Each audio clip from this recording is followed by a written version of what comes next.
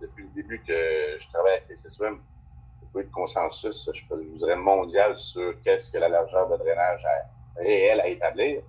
Une chose que je peux vous dire, par contre, c'est que si on voudrait être vraiment, en bon français, accurate, ça prendrait une largeur de drainage par période de retour.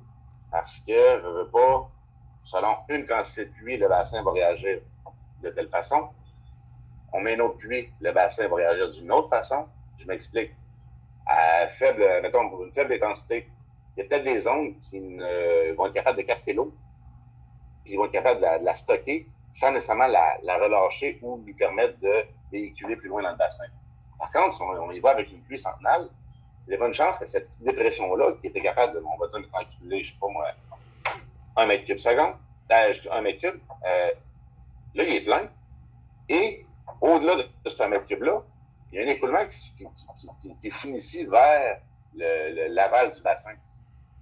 Donc, le parcours entre une pluie, je vous dirais, de faible importance et une pluie centenale, la distance parcourue ne sera sûrement pas la même.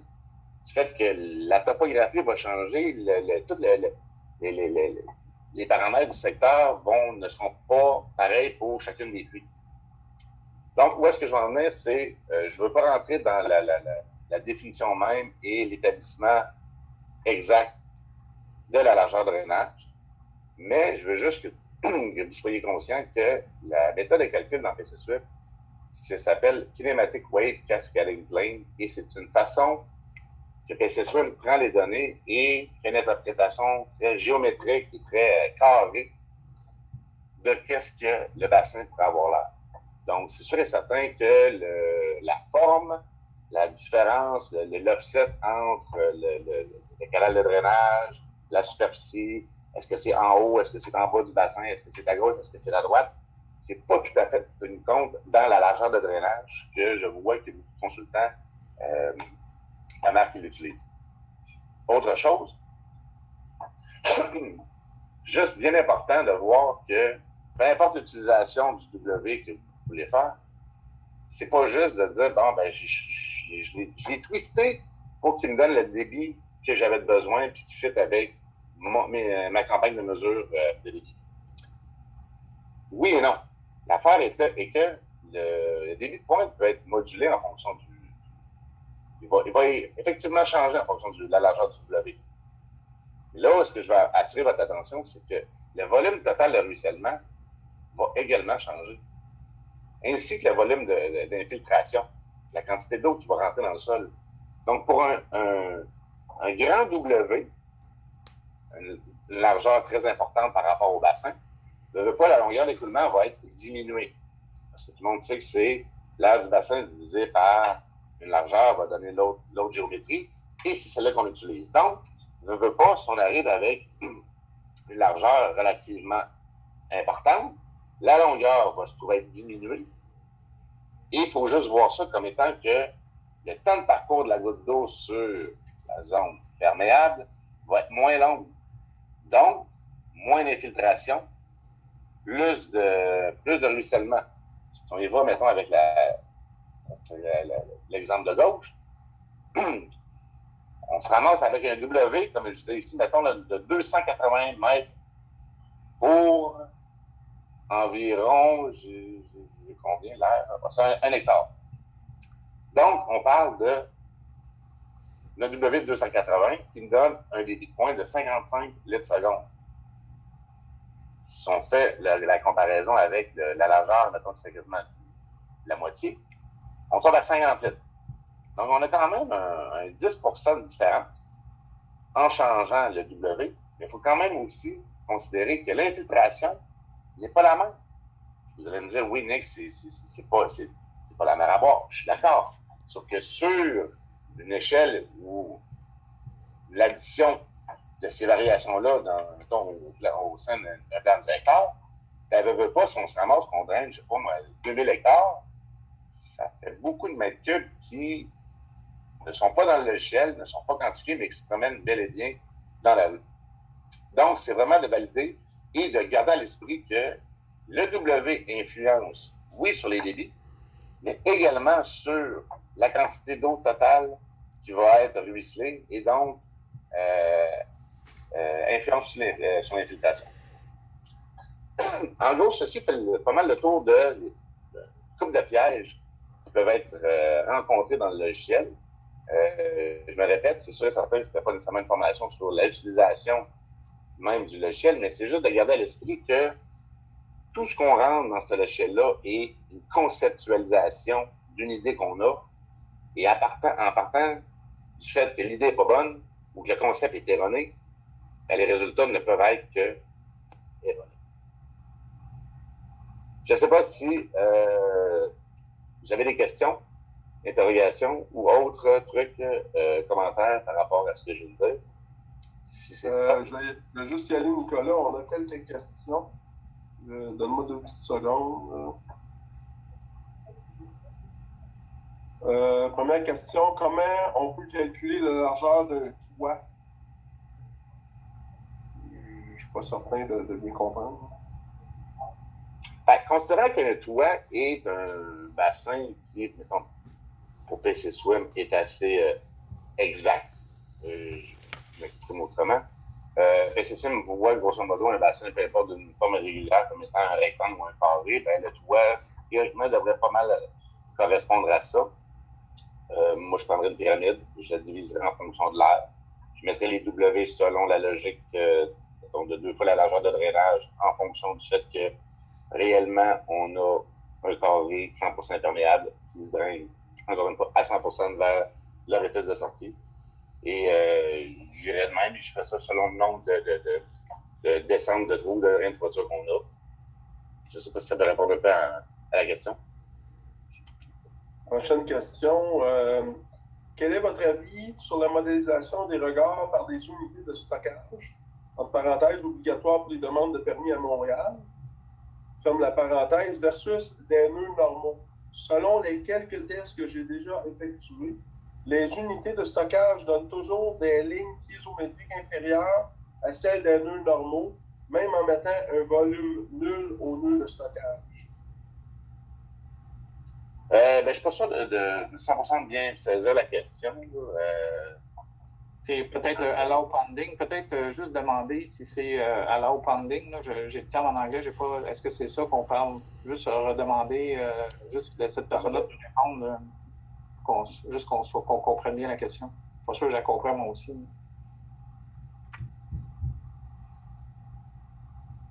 Excuse-moi, Marcel, j'ai été dérangé par la prochaine question. C'est le allow pending qu'on parle ici, là? Sur un nœud, sur un regard. Est-ce que c'est ça? Juste demander pour qu'il te réponde oui ou non. Je ne sais pas la question. Je ne sais pas si Nicolas, tu saisis la question. Pas tant, malheureusement. On va passer à la prochaine, puis après ça, je vais ouvrir les micros. Fait que les gens, peut-être qu'on n'a pas réussi à répondre. On pourra répondre directement. J'en avais une autre qui était... J'aimerais beaucoup qu'on aborde la capacité de captation des grilles de Cuisard. On remarque que les références du GGEP sont plus ou moins claires avec ce qu'on peut trouver comme référence avec d'autres études, notamment le Highway Association US. Oui, bien ça, effectivement, c'est... il y a des courbes qui se promènent qui ne sont pas bonnes. Puis on a aussi des grilles qui peuvent varier d'une place à l'autre. Fait que la référence qu'il vient de donner, moi, c'est pas nécessairement celle-là qu'on utilise. On utilise beaucoup les grilles de l'Ontario. On a les courbes de l'Ontario. Je pense qu'ils ont fait leur preuve. Ça fait quand même depuis début des années 90 qu'ils existent. Mais effectivement, c'est un bon point. Il faut vraiment vérifier cette capacité-là. Est-ce qu'elle est correcte? Est-ce qu'elle est erronée? Moi, j'ai présenté, quand je donnais des formations en gestion des eaux pluviales sur le guide pendant à plusieurs reprises, on m'a déjà informé que certaines courbes qui avaient été développées à l'Université Laval, je pense, toute réserve, n'étaient pas bonnes, étaient erronées.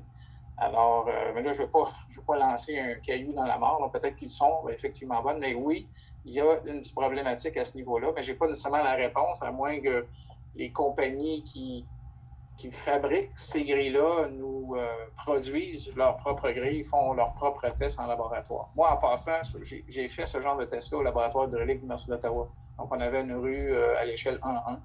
Et puis, on a fait ces courbes-là à l'époque. On parle quand même des années 1980. Donc, ça explique l'absence de cheveux sur ma tête. Mais c'est ça. Fait que j'ai pas nécessairement la réponse, mais oui, il y a des problèmes avec certaines courbes.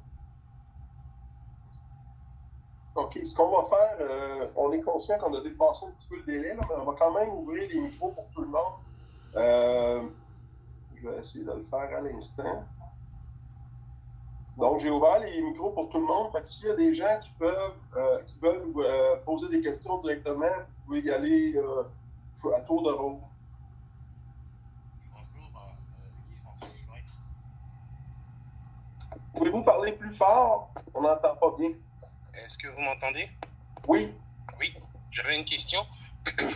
Dans la modélisation, notamment au niveau des bassins, est-ce qu'il y a un moyen de pouvoir faire prendre à PC Swim ou tout autre logiciel la possibilité que l'exutoire serait proche on va dire la conduite qui arrive au niveau du bassin, si elle est proche de la conduite de l'exutoire, donc de la sortie, est-ce qu'il y a possibilité de faire prendre ça, de tenir compte de ça dans la modélisation, parce que dans un bassin, il dit pas comment ça se comporte dans le bassin, il dit juste que ça rentre et puis le laminage y est opéré, c'est régulé avant de repartir.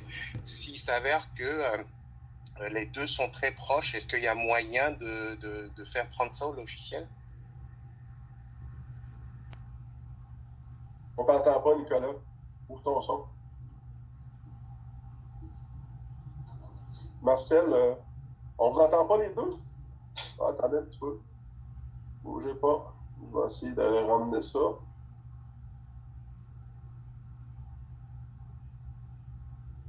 Marcel, Nicolas, m'entendez-vous?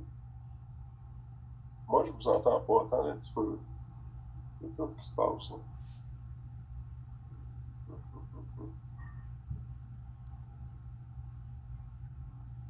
Qu'est-ce qui se passe? On a un problème là.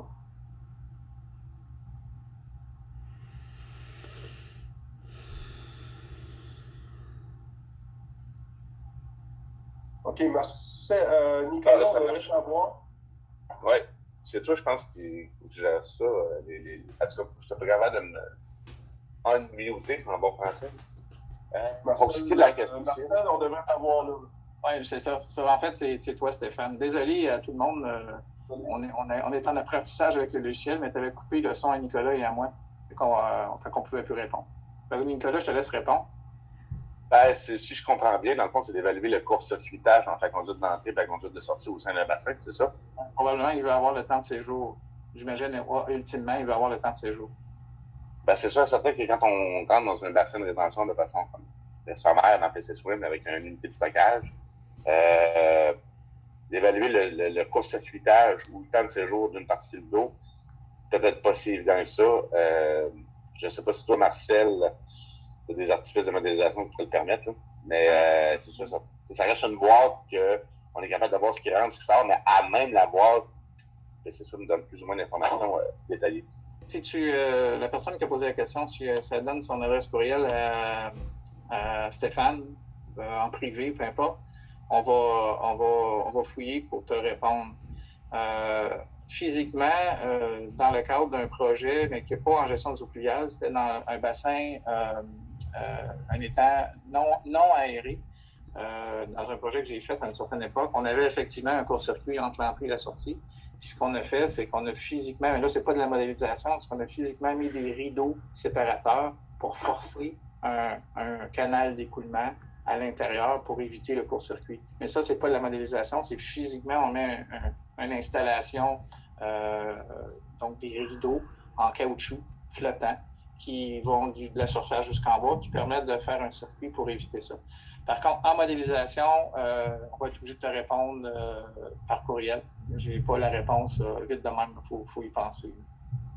Puis en conception, ben moi, je te suggérerais peut-être effectivement de mettre sur des berges ou des obstacles au sein du bassin pour justement allonger le temps d'écoulement et que le parcours ne soit jamais court-circuité.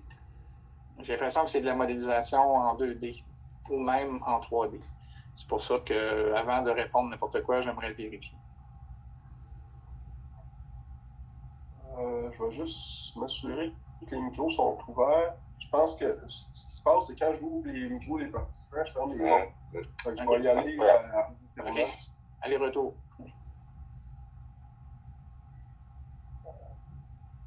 Bonjour. Oui, bonjour, est-ce que vous m'entendez? Oui. Oui, bonjour, c'est Diego Roballo de la ville de Montréal, ingénieur. Il y avait une question sur l'accumulation d'eau ou la modélisation des jonctions comme de regard.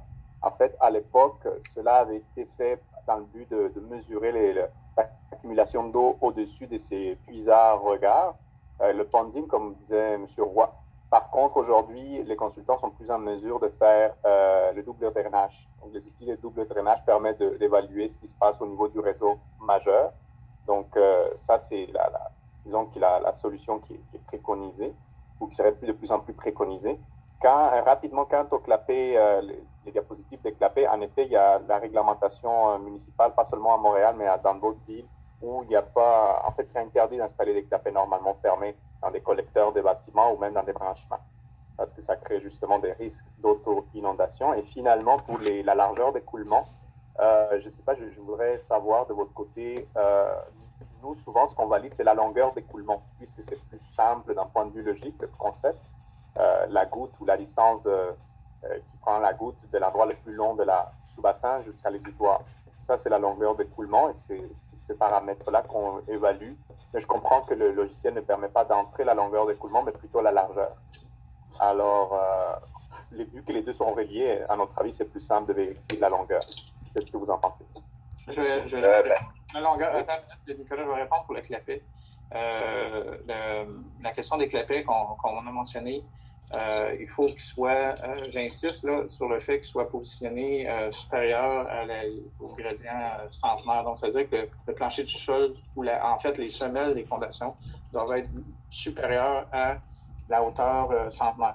Donc, lorsqu'on a effectivement un refoulement qui, disons-le, souhaitons-nous pas, mais disons qu'il arrive un événement avec un gradient centenaire, bien, le clapet va faire sa job, c'est-à-dire qu'il va vider le drain français. Pourquoi? Parce qu'il est supérieur à cette élévation-là.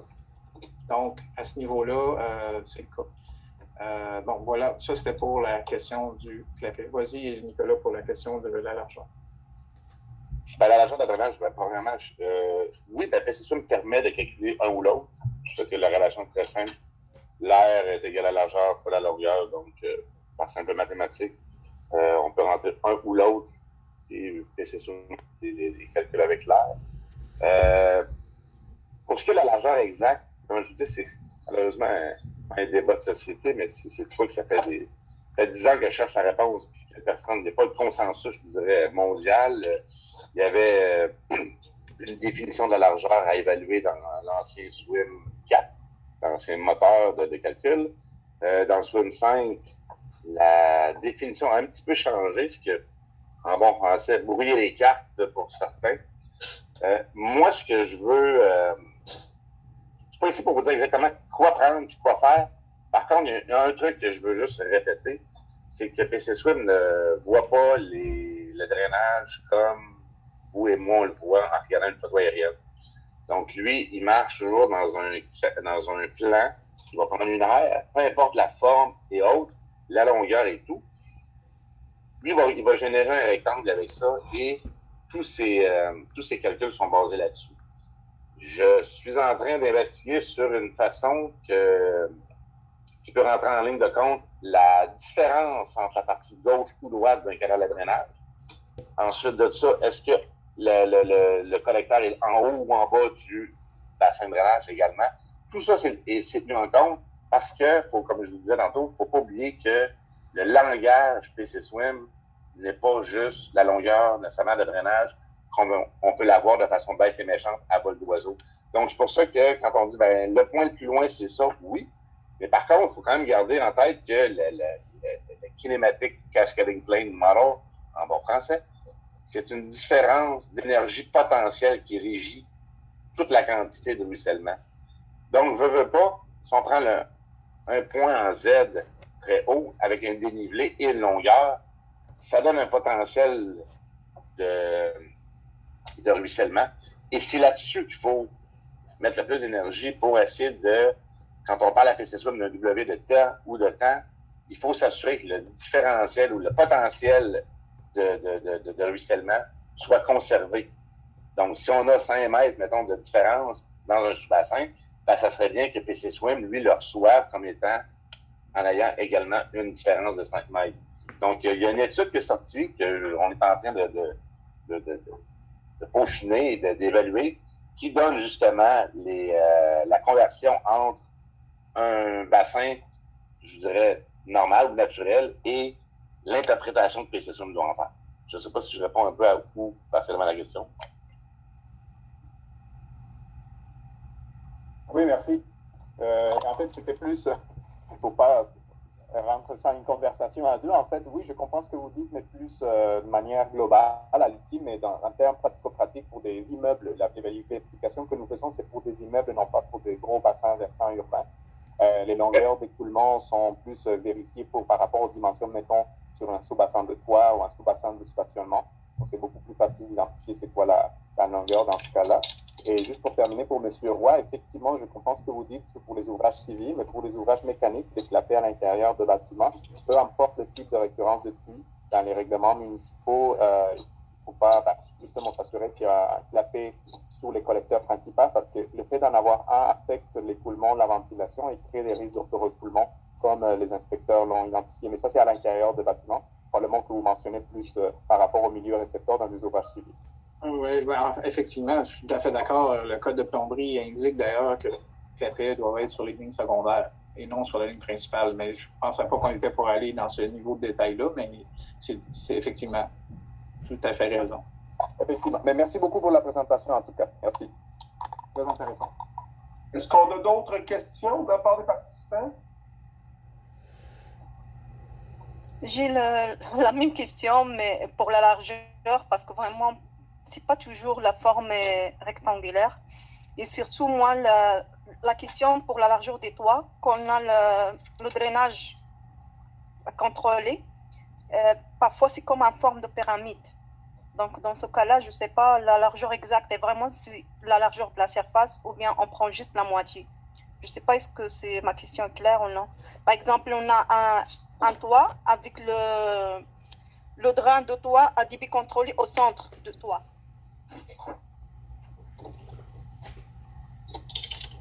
Donc, je sais pas si pour un toit, c'est l'air divisé par la longueur d'écoulement moyen, je pense. Non, je parle de la largeur. Oui, pour avoir la largeur.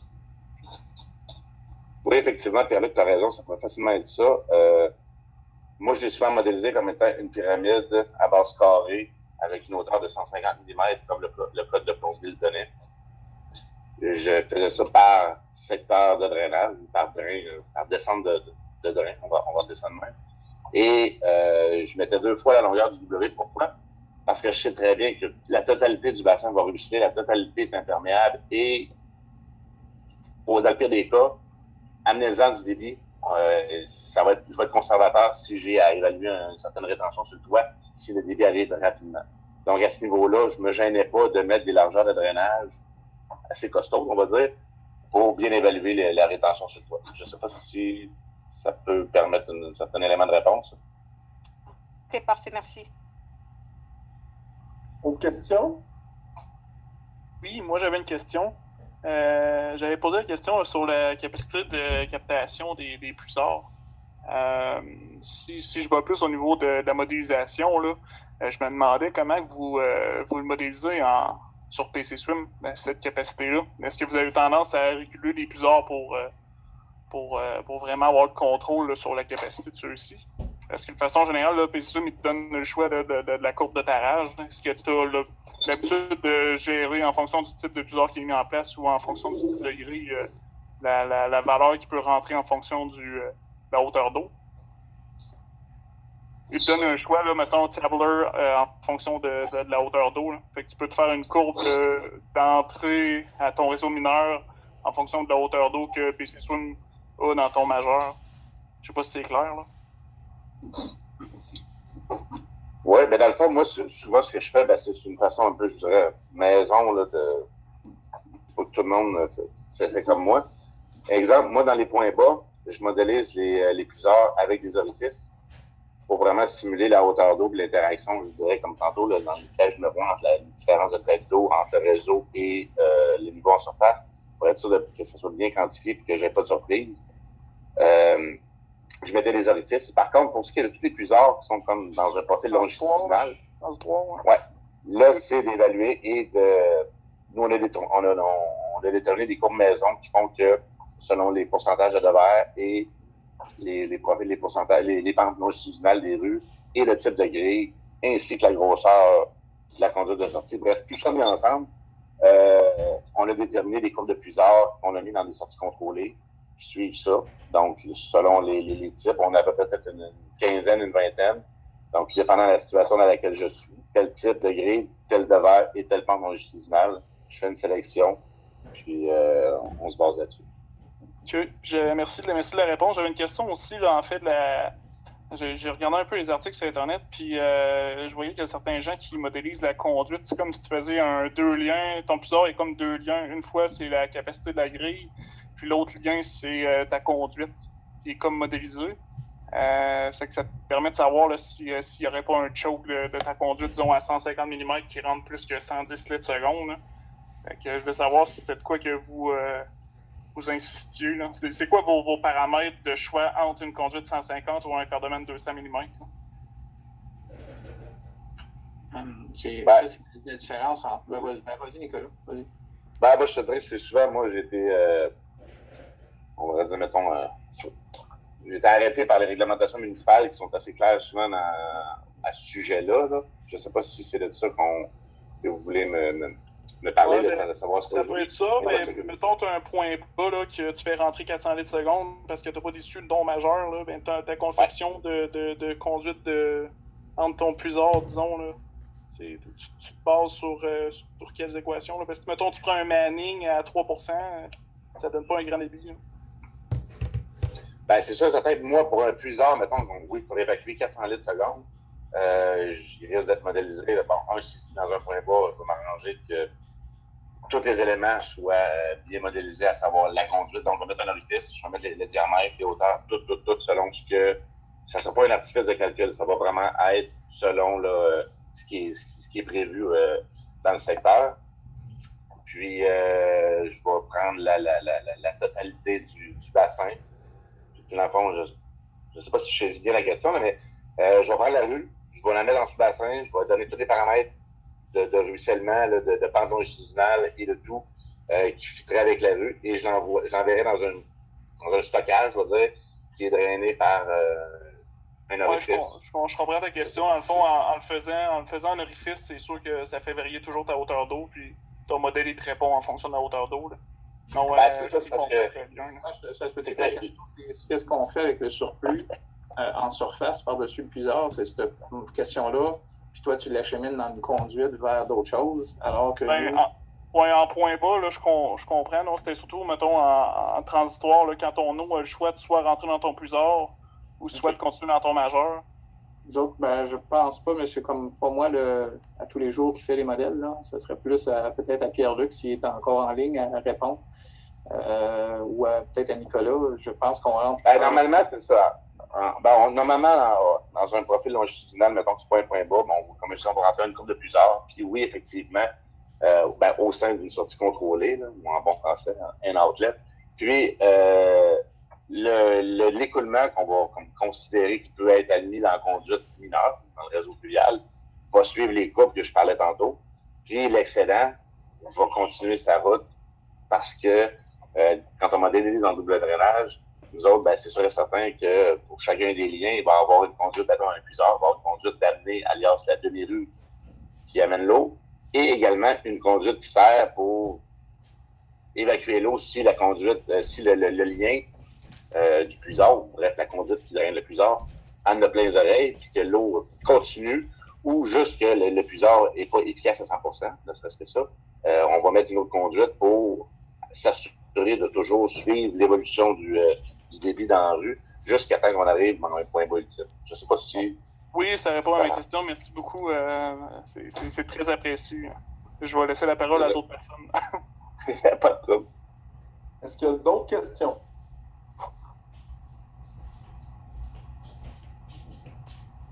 OK, bien, s'il n'y a pas d'autres questions, on voudrait vous remercier de votre participation. On s'excuse d'avoir débordé. J'ai l'impression qu'il y avait beaucoup de questions intéressantes, puis on a essayé de répondre au meilleur de nos connaissances. Si jamais on peut vous aider, on offre aussi de l'accompagnement et des formations personnalisées concernant PC Swim ou d'autres sujets en hydraulique ou en hydrologie. Ça nous fera plaisir de regarder ça avec vous. N'hésitez pas à nous contacter.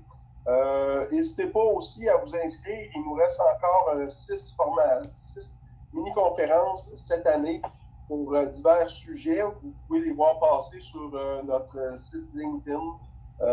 La prochaine va avoir lieu le 22 avril et s'intitule l'ingénierie derrière la collecte des données en hydrologie et en hydraulique. On vous remercie pour votre participation et on vous souhaite une excellente journée. Merci beaucoup. Merci beaucoup. Merci. Activé. Merci. Merci.